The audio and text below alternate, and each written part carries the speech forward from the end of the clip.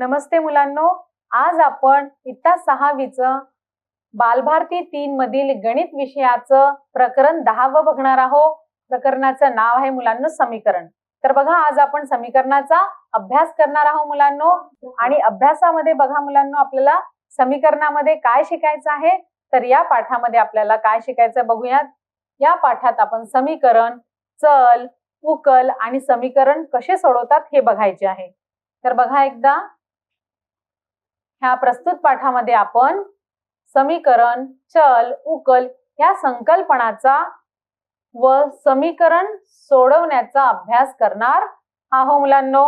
तर मुलांनो, आता आपण काय बघूया, स्पष्टीकरण बघूया. स्पष्टीकरणामध्ये बघा मुलांनो, इथे शिक्षक काय म्हणत आहे, कोणत्या वेगवेगळ्या गणिती क्रिया वापरून 12 हे उत्तर येईल. तर बघा, कोणत्या गणिती क्रिया वापरून 12 उत्तर येणार आहे. तर बघा, आपण वेगवेगळ्या क्रिया करू शकतो आणि उत्तर 12 येऊ शकतो. तर बघा, 12 उत्तर यायसाठी आपण 6 अधिक 6 बरोबर 12 लिहू शकतो मुलांनो. किंवा अजून काय करू शकतो, 15 वजा 3 केलं तरी 12 उत्तर येतं मुलांनो. किंवा आपण 6 गुणिला 2 केलं तर 6 दुने 12 तरी उत्तर आपलं सारखं येत आहे. किंवा आपण भागाकार केला, समजा 24 भागिला 2 केलं तरी उत्तर आपलं मुलांनो 12 येते. म्हणजे बघा, इथे वेगवेगळ्या क्रिया केलं तरी उत्तर आपलं कसं आलेलं आहे मुलांनो, सारखंच आलेलं आहे. फक्त क्रिया ह्या बदलल्या आहेत. म्हणून याला बघा, आपण असंही लिहू शकतो मुलांनो, 6 अधिक 6 बरोबर 15 वजा 3 असं आपण लिहू शकतो. कारण याचं पण उत्तर 12 येणार आहे, याचंही उत्तर 12च येणार आहे. आणि यालाच मुलांना आपण काय म्हणतो, समीकरण म्हणतो. समीकरण म्हणजे दोन्ही बाजू संतुलित पाहिजेत. म्हणजे वेगवेगळ्या क्रिया केल्यावरही उत्तर कसं आलं पाहिजे, दोन्ही बाजूचं सारखं उत्तर आलेलं पाहिजे मुलांना. तर इथे बघा, 6 अधिक 6 केलं तर 12 उत्तर आलं आणि 15 मधून 3 गेल्यावर उत्तर आपलं 12 आलेलं आहे मुलांनो. किंवा याला आपण दुसऱ्या पद्धतीने पण लिहू शकतो, 6 गुणिला 2 बरोबर 24 भागिला 2 आपण असंही याला लिहू शकतो. आणि याला समीकरण म्हणतो. कारण दोन्ही बाजू कशा आहेत, सारख्या आहेत. आणि समीकरणामध्ये काय असते मुलांनो, समजा यांची अदलाबदलही केली, क्रियेची अदलाबदल केली तरी उत्तर कसं येईल मुलांनो, सारखंच येणार आहे. समजा 24 भागिला 2 मी ह्या साईडला लिहिलं आणि 6 गुणिला 2 ह्या बाजूला लिहिल तरी उत्तरात काही फरक होणार नाही. म्हणजे लक्षात हे ठेवायचं आहे की समीकरण म्हणजे काय असते, वेगवेगळ्या क्रिया आपण केलं तरी उत्तर सारखंच यायला पाहिजे, संतुलित उत्तर यायला पाहिजे. तर बघूया यांचं स्पष्टीकरण मुलांनो. समीर म्हणत आहे बघा, 6 अधिक 6 केले की 12 उत्तर येते. बघा, 6 अधिक 6 बरोबर 12. स्वरा म्हणत आहे की 6 गुणिला 2 केलं तरी 12 उत्तर येत आहे. आणि आरुषी म्हणत आहे 15 वजा 3 केलं तरी 12 उत्तर येत आहे. आणि सोहम काय म्हणत आहे, 24 भागिला 2 केलं तरी उत्तर 12च येत आहे. बघा, म्हणजे इथे वेगवेगळ्या क्रिया केलेल्या आहेत तरी उत्तर कसं आलेलं आहे मुलांनो, उत्तर हे सारखंच आलेलं आहे. म्हणजेच काय, तर 6 अधिक 6 किंवा 15 वजा 3 या दोन्ही क्रियांचं उत्तर एकच आलेलं आहे. आणि 15 वजा 3 समजा 6 गुणिला 2 आणि 24 भागिला 2 केलं तरी उत्तर बघा सारखंच आलेलं आहे. म्हणून आपण असं लिहू शकतो की 6 अधिक 6 बरोबर 15 वजा 3. हे का बरं लिहिलं मुलांना, तुमच्या लक्षात आलंच असेल. म्हणून आपण हे असं लिहू शकतो, कारण दोन्ही बाजू संतुलित आहे, उत्तर हे सारखे आहे. आणि तसंच बघा मुलांनो, गणिती भाषेमध्ये आपण इथे बरोबर जे आहे, बरोबर हे चिन्ह वापरून डाव्या बाजूला आणि उजव्या बाजूला गणिती क्रिया करून आलेल्या संख्या कशा पाहिजेत, समान आहेत हे दाखवतो. बघा, आपण गणिती भाषेमध्ये आपण बरोबर केव्हा लिहितो, की ते चिन्ह केव्हा वापरतो मुलांनो, तर गणिती भाषेमध्ये बरोबर हे चिन्ह केव्हा वापरतो, की उजवी बाजू बरोबर डावी बाजू आहे तेव्हा आपण हे बरोबरचं चिन्ह वापरतो. बघा, बरोबर हे चिन्ह वापरून डाव्या आणि उजव्या बाजूला गणिती क्रिया करून आलेल्या संख्या कशा आहेत, समान आहेत असं दाखवतो. बघा, 6 अधिक 6 केलं तरी उत्तर 12 येणार आहे मुलांनो. आणि 15 वजा 3 केल्यावर उत्तर सारखंच येणार आहे. तर बरोबर हे चिन्ह काय दाखवते की उजवी बाजू बरोबर डावी बाजू, म्हणजे लेफ्ट हँड साइड बरोबर राईट हँड साइड. शिक्षक मग काय म्हणते, अगदी बरोबर आहे मुलांनो. बघा, तसेच समीकरणांच्या बाजूची अदलाबदल केली. समजा समीकरणाच्या बाजूची अदलाबदल करून नवे समीकरण लिहिले तर तेही कसे असते मुलांनो, तेही संतुलित असते मुलांनो. बघा, दोघांची पण आपण अदलाबदल केली तर ते कसं राहणार आहे मुलांनो, संतुलित राहणार आहे. जसे 24/2 बरोबर 6/2 हे समीकरणही बरोबर आहे आणि हेही समीकरण बरोबरच आहे मुलांनो. दोन्ही समीकरण आपल्याला कसे आहे, कारण दोघांच्याही किमतीमध्ये काही अदल बदल होत नाही. आता आपण दुसरं एक अजून उदाहरण बघूया मुलांनो, जाणून घेऊया आपण. इथे बघा, तुमच्या समोर चित्रात काय दिसत आहे, तराजू दिसत आहे. तर बघा, आपण जेव्हा आपल्या आईबाबांसोबत कधी मार्केटमध्ये जातो तर भाजीवाल्याकडे वगैरे सुद्धा आपल्याला हे असा तराजू दिसतो, दुकानात सुद्धा आपल्याला असा तराजू दिसतो. तर बघा, याच्यातून काय असते बघा, उजवी बाजू आणि डावी बाजू. इथे डावी बाजू आणि उजवी बाजू जी दिलेली आहे, तर इथे समजा सारखं सामान ठेवलेलं आहे तर ती कसं राहते, जो काटा असतो तो सरळ राहतो, संतुलित राहतो. आणि समजा इकडे तुम्ही जास्त वजन ठेवलेलं आहे आणि इकडे कमी वजन आहे तर तो संतुलित राहील का, नाही. काटा इकडे ज्या साईडला आपण जास्त वजन ठेवलं तिकडे तो हे होईल. तर बघा, तराजूच्या बाजूला वजन समान असेल तर तो संतुलित असतो. समजा इथे मुलांना तुम्ही 10 किलो कांदे ठेवले आणि इकडे तुम्हाला 10 किलो वजनाचाच काटा वजन ठेवावं लागेल, तेव्हा ते कसं राहील, संतुलित राहील. नाही तर ते कसं होईल, संतुलित राहणार नाही. आणि असा संतुलित वजन काटा असा जो संतुलित वजन काटा आहे हा समीकरणासारखा असतो. म्हणजे समीकरणामध्ये कसं डावी बाजू बरोबर उजवी बाजू असते, तशीच उजवी बाजू बरोबर हे डावी बाजू असते. बघा, आता आपण एक उदाहरण बघूया अजून. इथे बघा, वरील चित्रामध्ये आपण बघितलं तर वरील चित्रात शाळा, दुकान आणि घर दिसत आहे आपल्याला. तर बघा, आपल्याला इथे काय म्हटलेलं आहे ह्या चित्रामध्ये, शाळा आणि घरापासूनचं जे अंतर आहे ते 300 मीटर आहे. किती अंतर आहे मुलांनो, शाळा व घर यातील अंतर 300 मीटर आहे. त्याच्यानंतर बघा, आपल्याला काय म्हटलेलं आहे, हे बघा 300 मीटर. आणि तसंच सरळ रस्त्यावर काय आहे मुलांनो, त्याच सरळ रस्त्यावर शाळा व घर यांच्यामध्ये काय आहे, दुकान आहे. सरळ रस्त्यावरच शाळा आणि घर यांच्या मधात काय दिसत आहे मुलांनो, इथे आपल्याला दुकान दिसत आहे. दुकान आणि घर यातील अंतर 190 मीटर आहे. तर शाळा आणि दुकान यातील अंतर किती हे आपल्याला काढायचं आहे मुलांनो. बघा, आपल्याला काय दिलेलं आहे, शाळा आणि घर यातील अंतर दिलेलं आहे 300 मीटर आणि दुकान हे सरळ रस्त्यावरच आहे, तर दुकान आणि घराचं अंतर दिलेलं आहे 190 मीटर. आणि आपल्याला शाळा आणि दुकानातलं किती अंतर आहे हे आपल्याला काढायचं आहे मुलांनो, हे आपल्याला दिलेलं नाही आहे. तर बघा, समीकरणामध्ये आपण काय करतो, जी वस्तू काढायची आहे त्याच्या जागी आपण कोणतंही लेटर अल्फाबेट वापरू शकतो. तर बघा, हे अंतर आपल्याला काढायचं आहे शाळा आणि दुकान, तर याला समजा आपण x मानलेला आहे, याला आपण x समजूया. दिलेल्या माहितीनुसार समीकरण कसं तयार होईल आपण ते बघूया. म्हणजे समीकरण कसं होईल, x अधिक आपल्याला किती आहे मुलांनो, दुकान आणि घरचं अंतर 190 आहे, दुकान आणि घराचं बरोबर किती दिलेलं आहे मुलांनो, शाळा आणि घराचं अंतर दिलेलं आहे ते किती आहे, 300. अशा प्रकारचं हे समीकरण बनणार आहे. का बरं असं बनलं, कारण बघा, आपण काय लिहिलेलं आहे, x मानलं. आपण शाळा आणि दुकान यातील जे अंतर आहे ते आपल्याला काढायचं, त्याला आपण x मानलेलं आहे, अधिक दुकान आणि घरातलं अंतर 190 आहे म्हणून आपण अधिक 190 लिहूया मुलांनो. आणि बरोबर 300 म्हणजे शाळा आणि घरातलं अंतर आहे. तर बघा, दुकान व घर यातील अंतर 190 मीटर आहे म्हणून इथे आपण 190 लिहिलेलं आहे. आणि शाळा आणि घरातील अंतर किती आहे, 300. अशा प्रकारचं हे समीकरण बनणार आहे मुलांनो. मग इथे आपण काय करूया, बघा, दोन्ही बाजू संतुलित राहायला पाहिजे म्हणून आपण 190 हे दोन्ही बाजूमधून वजा करूया.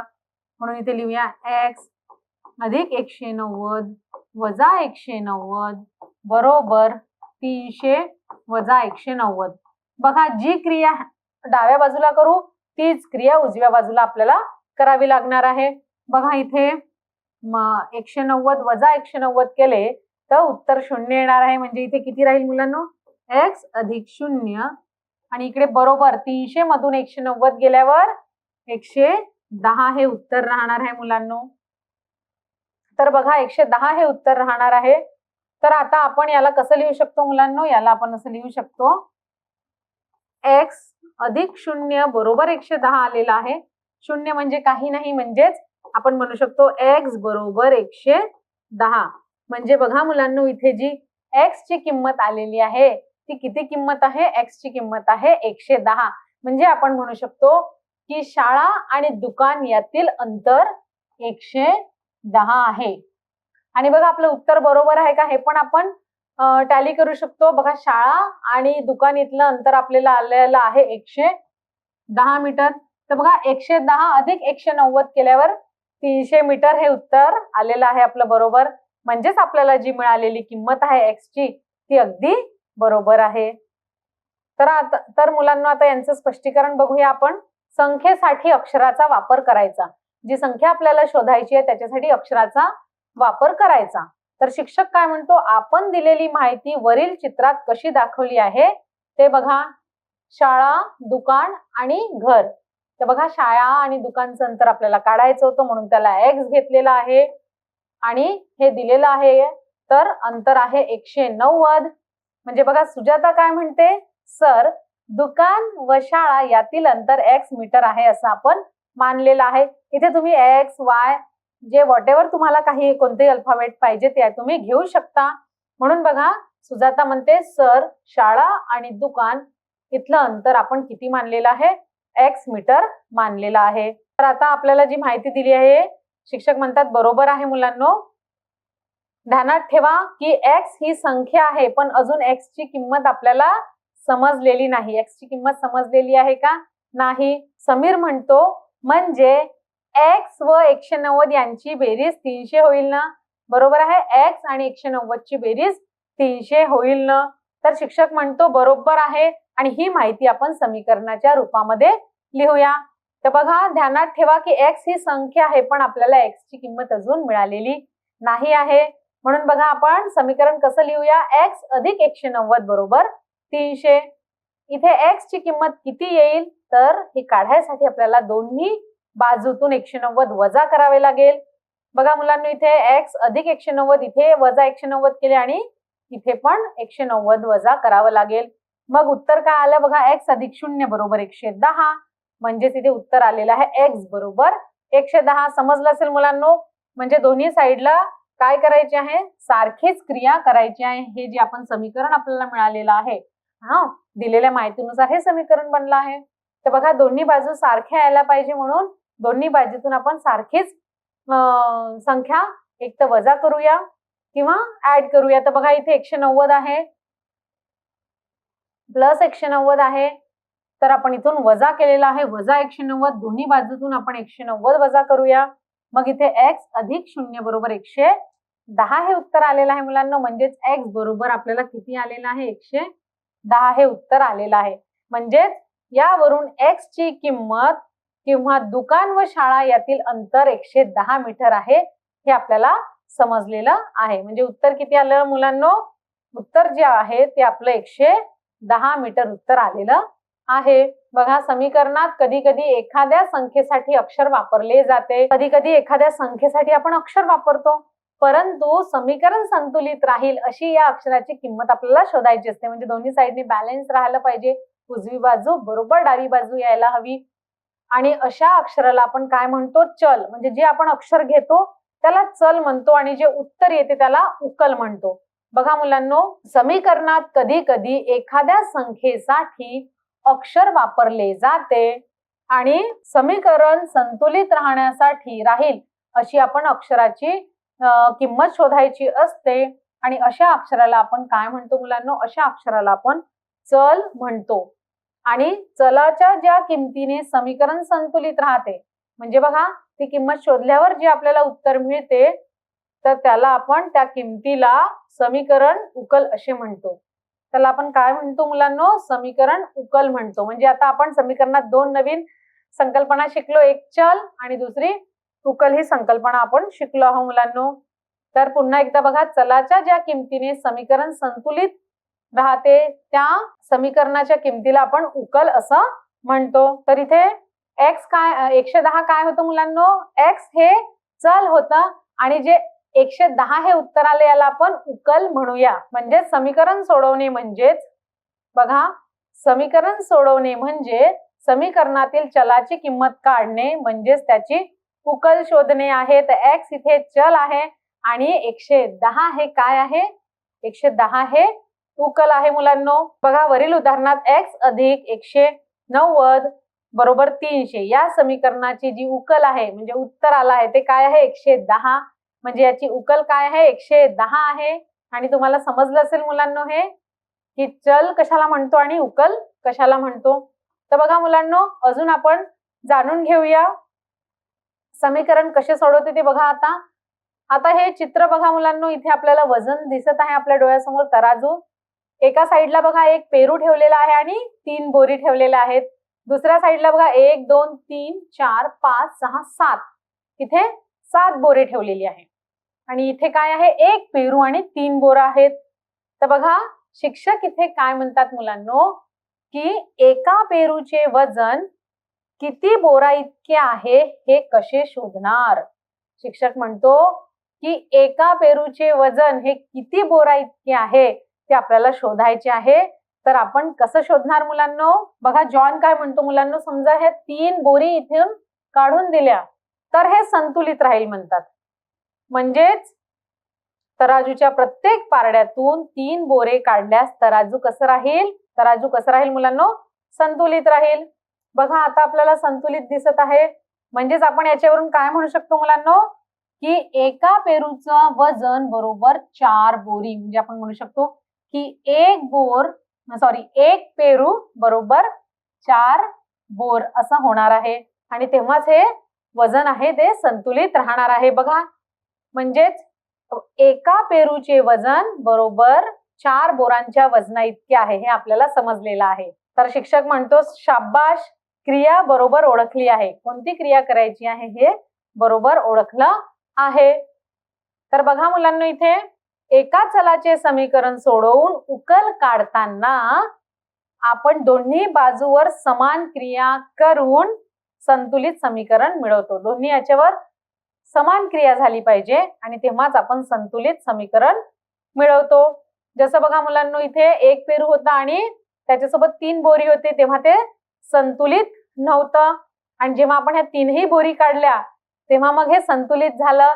याच्यावरून आपण काय म्हणतो, एका बोरीची किंमत एका पेरूची किंमत 4 बोरी इतकी असली तर हे तराजू आता संतुलित झाला आहे. बघा, कारण पहिले समीकरण संतुलित असेल तर अशा क्रियेतून मिळणारे नवे समीकरण हे संतुलित राहील. बरोबर आहे मुलांनो.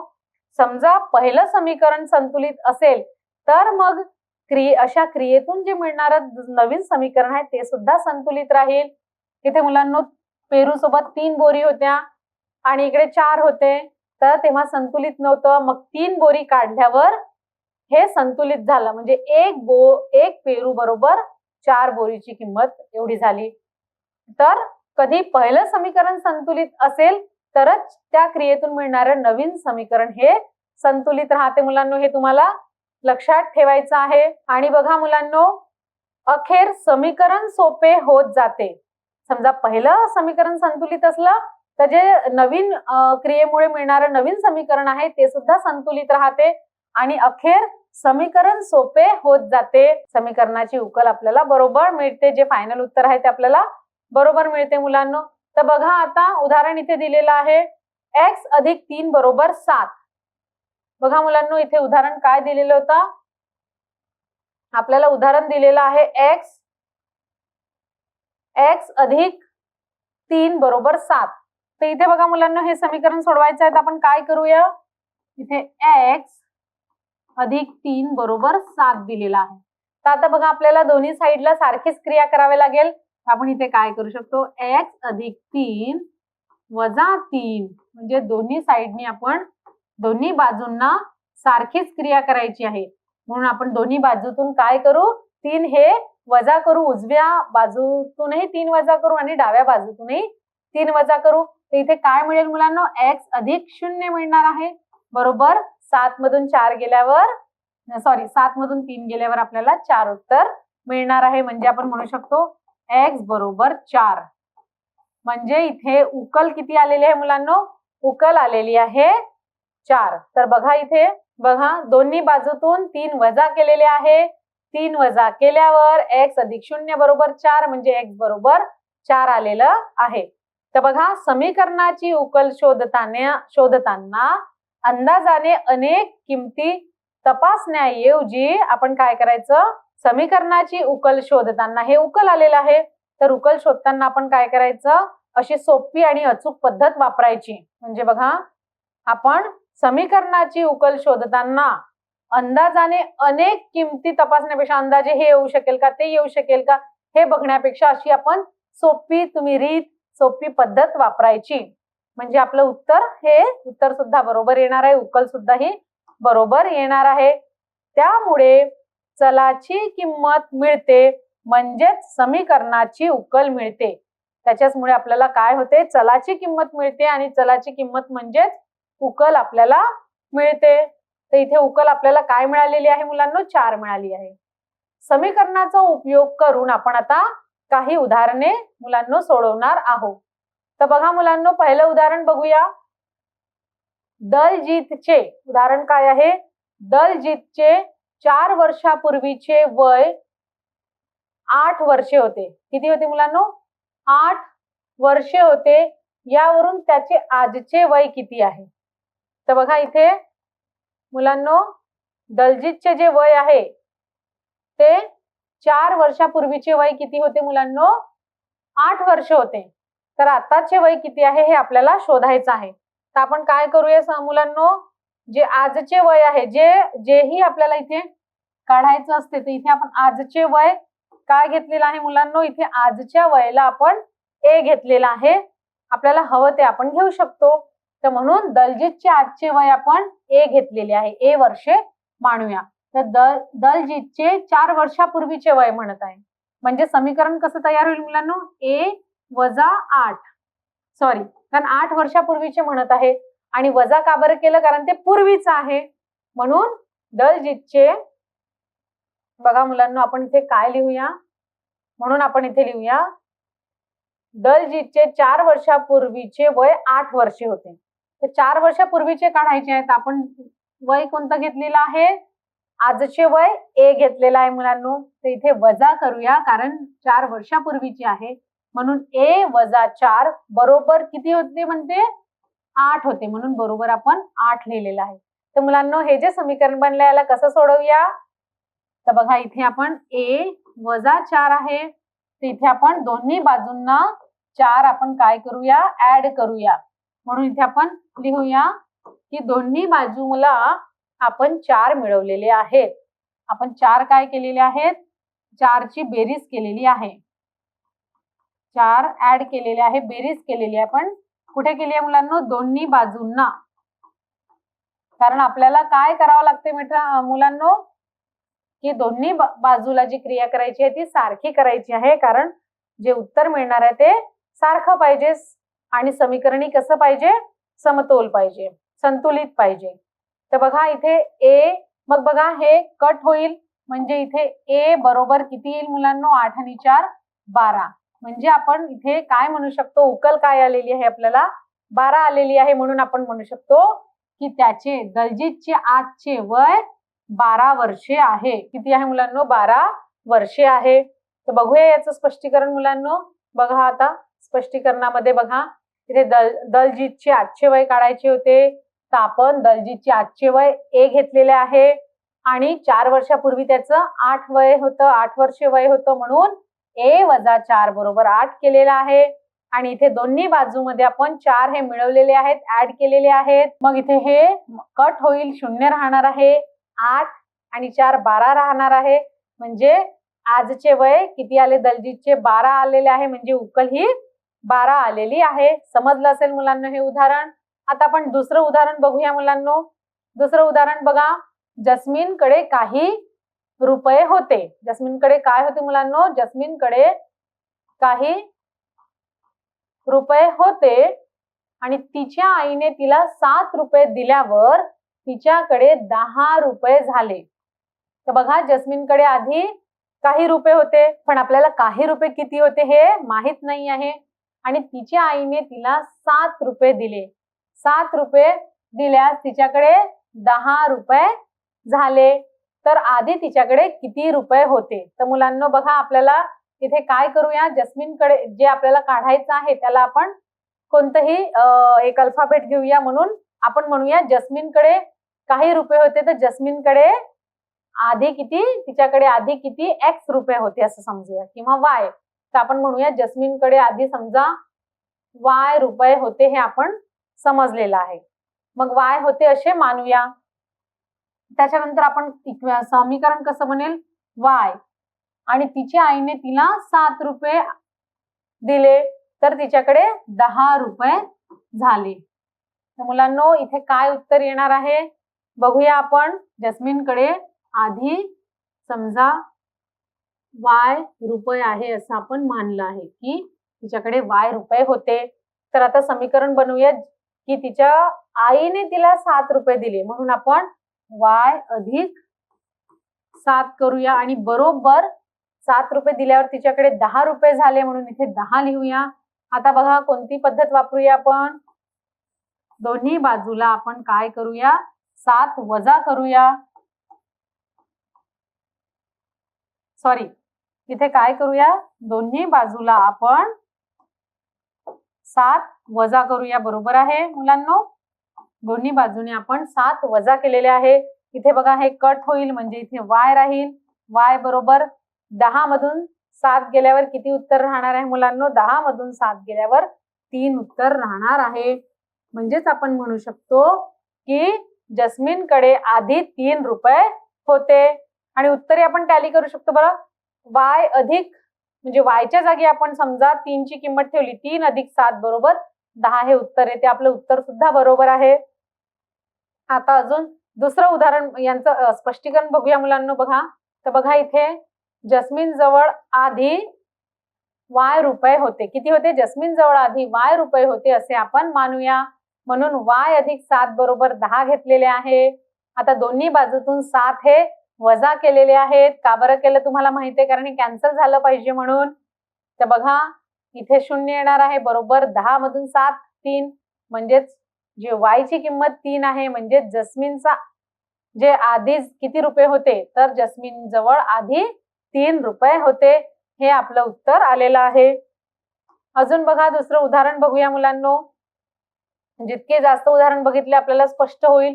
बघा इथे काय आहे, एका पेढ्यांच्या बॉक्समध्ये काही पेढे होते. बॉक्स होता मुलांनो आणि त्या बॉक्समध्ये काही पेढे होते.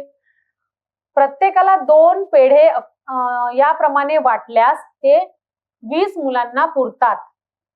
प्रत्येकाला 2 पेढे वाटल्यास, बघा प्रत्येकाला 2 पेढे वाटल्यास 20 मुलांना ते पुरतात. तर बॉक्समध्ये एकूण किती पेढे होते? बघा इथे आपल्याला एकूण किती पेढे होते ते माहित नाही आहे. त्या दिलेल्या शाब्दिक माहितीनुसार आपल्याला इक्वेशन बनवायचं आहे आणि किती पेढे होते ते काढायचे आहेत.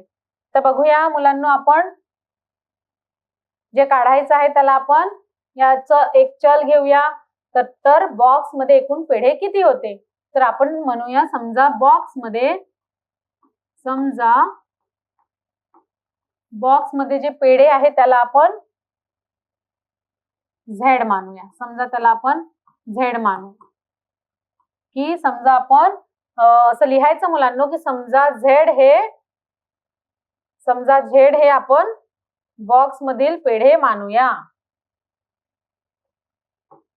बॉक्स मधील पेढे मानू. त्याच्यानंतर आपण बघा कोणतं समीकरण बनणार आहे की प्रत्येकाला 2 पेढे दिले, म्हणजेच झेड बरोबर 20 असं हे इक्वेशन आपल्याला बनणार आहे. काय इक्वेशन बनलं मुलांनो? झेड भागिले 2 बरोबर 20. इथे का बरं असं इक्वेशन बनलेलं आहे मुलांनो? यासाठी हे असं समीकरण बनलेलं आहे, कारण प्रत्येकाला 2 म्हणजे छेदामध्ये लिहावं लागेल, म्हणून Z/2 बरोबर 20. तर बघा मुलांनो, इथे आपल्याला कोणती क्रिया करावी लागेल? हे 2 कॅन्सल करायसाठी आपण दोन्ही बाजूला 2 ने गुणूया. दोन्ही बाजूला 2 ने गुणल्यावर हे कॅन्सल होईल. बघा, बे एक बे, म्हणजे इथे Z येईल. Z बरोबर 20 गुणिला 2 किती येईल मुलांनो? 20 गुणिला 2 बरोबर 40 येणार आहे. म्हणजेच आपल्याला बॉक्समध्ये आधी किती पेढे होते? तर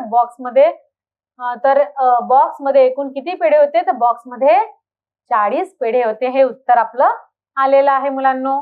तर बघूया यांचं स्पष्टीकरण. मुलांनो बघा, एकूण पेढ्यांची जी संख्या आहे मुलांनो, ती इथे P मानलेली आहे. लक्षात ठेवायचं, जे आपल्याला काढायचं असते त्यालाच आपण एका कोणत्याही अक्षरामध्ये अक्षर घेऊ शकतो त्याच्या जागी.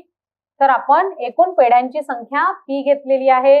मग P/2 बरोबर 20/2 का बरं लिहिलं? कारण प्रत्येकाला 2 पेढे वाटले, म्हणून छेदामध्ये 2 लिहिलेलं आहे. आणि बरोबर वाटल्यास किती पेढे मिळत आहेत म्हणतात? 20. मग आता बघा, आपल्याला दोन्ही बाजूंना आपण 2 ने गुणलं आहे. 2 ने गुणल्यावर बे एक बे, हे कट होणार आहे मुलांनो. बघा मुलांनो, इथे काय होणार आहे? बे एक बे होणार आहे, म्हणजे P गुणिला 1 P येणार आहे. आणि 20 दुने 40, म्हणजेच बॉक्समध्ये किती पेढे होते मुलांनो? बॉक्समध्ये 40 पेढे होते. हे उत्तर आलेलं आहे. तुम्हाला आता आयडिया आलीच असेल मुलांनो की आपण समीकरण कसे सोडवतो, उकल कशी काढतो. बघा, आता मुलांनो पुन्हा आपल्याला एक प्रश्न दिलेला आहे. अजून एक उदाहरण बघूया. म्हणजे बघा, आपण सगळ्या प्रकारचे उदाहरण बघत आहोत. आता याच्यामध्ये सगळ्या वेगवेगळ्या क्रियेचे उदाहरण आपण बघत आहोत. त्याच्यामुळे तुम्हाला समोर अभ्यास करायला कठीण जाणार नाही. तर बघा, हे उदाहरण बघूया. 5 चॉकलेटची किंमत. इथे बघा मुलांनो, 5 चॉकलेटची किंमत किती दिलेली आहे? 5 चॉकलेटची किंमत 25 रुपये आहे. एका चॉकलेटची किंमत किती? तर बघा, 5 चॉकलेटची किंमत 25 आहे, 25 रुपये आहे. तर एका चॉकलेटची किंमत किती राहणार आहे मुलांनो? तर आपल्याला एका चॉकलेटची किंमत काढायची आहे. तर याला आपण एक अक्षर घेऊया. समजा आपण त्याला बी घेतलेला आहे. समजा बी हे चॉकलेट मानूया. समजा बी एका चॉकलेटची किंमत मानू. बघा मुलांना, मग चॉकलेटची किंमत आपण बी मानलेला आहे. तर याच्यावरून बघा काय इक्वेशन बनेल? 5 चॉकलेटची किंमत म्हणजे 5B, कारण 5 चॉकलेटची किंमत म्हणजे 5 गुणिला बी. 5B बरोबर किती आहे मुलांनो? 25. तर बघा, याचं कसं उत्तर येणार आहे? आपल्याला काय करावं लागेल मुलांनो? 5 गुणिला बी असं हे जे उत्तर आहे, 5B बरोबर 25 हे उत्तर आलेलं आहे. तर चॉकलेटची किंमत किती येईल मुलांनो? 5 येणार आहे. आणि त्याच्यासाठी आपल्याला काय करावं लागेल?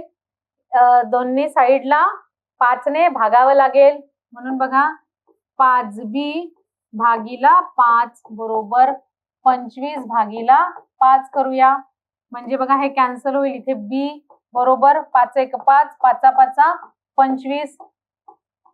इथे कसं 5 आलं माहित आहे ना? 25 ला आपण 5 ने भागलं. 5च्या फाड्यामध्ये 25 येते मुलांनो. 5 5 25. म्हणून एका चॉकलेटची किंमत किती आलेली आहे? 5 रुपये आलेली आहे. तर बघा, हे सगळे उदाहरण बघितल्यावर याच्यावरून आपल्याला काय समजलेलं आहे की समीकरणाच्या दोन्ही बाजूंवर प्रत्येक वेळी समान क्रिया केली. बघा, सारखीच क्रिया केली. समजा आपण उजव्या बाजूला गुणाकार केला तर डाव्या बाजूलाही गुणाकार करावा लागलं. आणि समजा उजव्या बाजूला बेरीज केली तर डाव्या बाजूला बेरीज केली. आणि उजव्या बाजूला समजा भागले तर डाव्या बाजूला सुद्धा आपल्याला भागावे लागले. म्हणजे समीकरणाच्या दोन्ही बाजूवर प्रत्येक वेळीस ही समान क्रिया केली, सारखीच क्रिया केली मुलांनो.